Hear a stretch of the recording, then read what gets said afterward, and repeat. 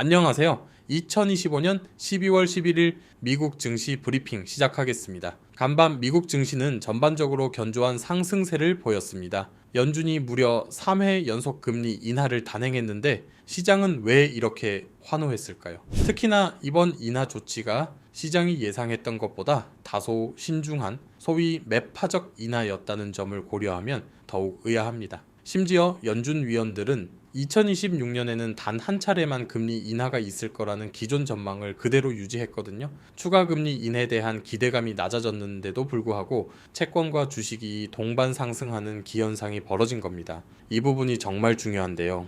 왜 투자자들은 연준의 신중한 태도에 크게 개의치 않고 오히려 과감하게 위험 자산에 베팅을 시작했을까요? 표면적인 금리 인하, 뉴스 뒤에 숨겨진 진짜 시장의 비밀 날카롭게 파헤쳐 드리겠습니다. 일단 겉으로 드러난 사실부터 정리해 봅시다. 연준은 이번에 기준 금리를 3회 연속으로 내리며 경기 둔화에 선제적으로 대응하고 노동시장을 지지하겠다는 확고한 의지를 보여줬습니다. 하지만 내용적으로는 분명 매파적인 기조가 깔려 있었어요. 가장 큰 이유는 2026년의 금리 인하 전망을 기존대로 단 1회로 유지했다는 점입니다. 시장은 더 공격적인 인하를 기대했을 수 있거든요. 파월 의장은 기자회견에서 자신의 신중론을 뒷받침하는 발언도 했습니다. 바로 관세가 없었다면 인플레이션은 아마도 2% 초반이었을 것이라는 언급이었죠. 이는 현재의 인플레이션이 일시적인 외생 변수 때문이지만 여전히 물가 관리에 대한 끈을 놓지 않겠다는 신중한 태도를 시사합니다.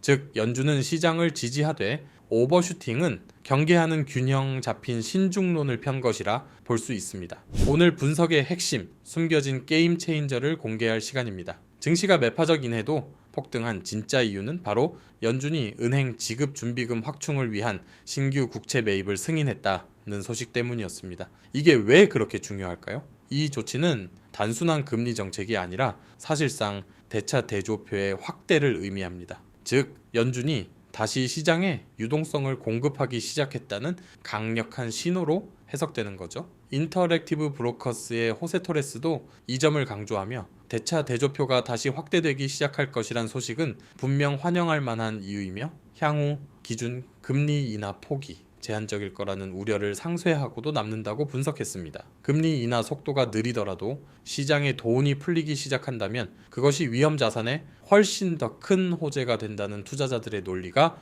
여기서 폭발한 겁니다. 파월 의장의 발언을 더 깊이 들여다보면 그는 단순히 금리만 조정한 것이 아니라 경제에 대한 확고한 낙관론을 시장에 심어줬습니다. 그는 경제가 더욱 강화될 것이라는 낙관적인 전망을 피력했죠. 특히 관세로 인한 인플레이션 영향은 일시적이며 이번 국채 매입 조치가 물가 상승 압력을 유발하지 않으면서도 노동시장을 지지할 것이라고 자신감을 내비쳤습니다. 에버코와의 크리스나 구도 파월 의장이 생산성과 성장 전망을 이야기한 방식이 위험 자산에 매우 긍정적이었다고 평가했습니다. 물론 파월 의장은 셧다운 등에 따른 기술적 왜곡이 발생할 수 있으니 데이터를 해석하는 데 주의가 필요하다고 신중한 조언도 잊지 않았습니다. 하지만 전반적인 기조는 경제가 펀더멘털하게 튼튼하다는 확신을 심어주는데 초점이 맞춰져 있었습니다. 시장의 스마트 머니를 움직이는 기관 투자자들의 관점은 어땠는지 전문가들의 목소리를 통해 확인해 봅시다. 앞서 말씀드린 대로 대차 대조표 확대 소식은 금리 인하 폭의 제한적 우려를 완벽히 상쇄하는 강력한 호재로 작용했습니다.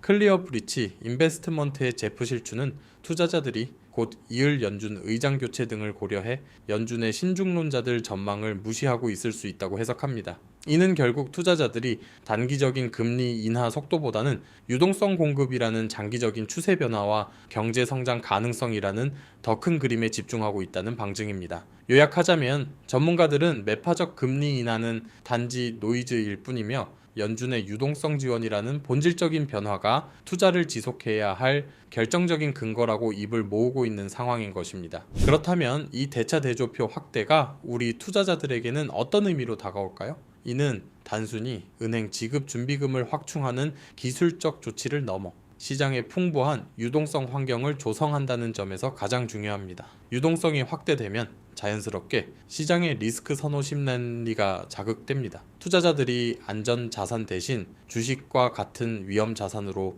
눈을 돌리게 된다는 뜻이죠. 이는 곧 기술주나 성장주처럼 미래 가치에 대한 기대감으로 움직이는 자산들의 상승 동력을 확보하게 되었다는 뜻입니다. 연준이 금리 정책에서는 신중함을 유지했지만 국채 매입이라는 카드를 꺼내 들면서 시장에 대한 지원을 포기하지 않았다는 확실한 신호를 보낸 것입니다. 지금이야말로 이 강력한 유동성 신호를 바탕으로 우리의 투자 전략을 성장주 중심으로 재정비해야 할 시점입니다. 시장의 반응은 거짓말을 하지 않았습니다. 연준의 발표 후 S&P 500 지수는 장중 0.77% 상승 마감하며 이 소식에 대한 명확하고 긍정적인 평가를 내렸습니다. 물론 오라클처럼 개별 악재로 하락한 종목도 있었지만 전반적인 시장의 방향성은 유동성 공급이라는 호재를 따라 상승 쪽으로 굳혀졌습니다. 이로써 우리는 연준의 정책 기조가 신중한 긴축에서 신중한 시장 지지로 이동했다는 점을 확실하게 확인할 수 있습니다.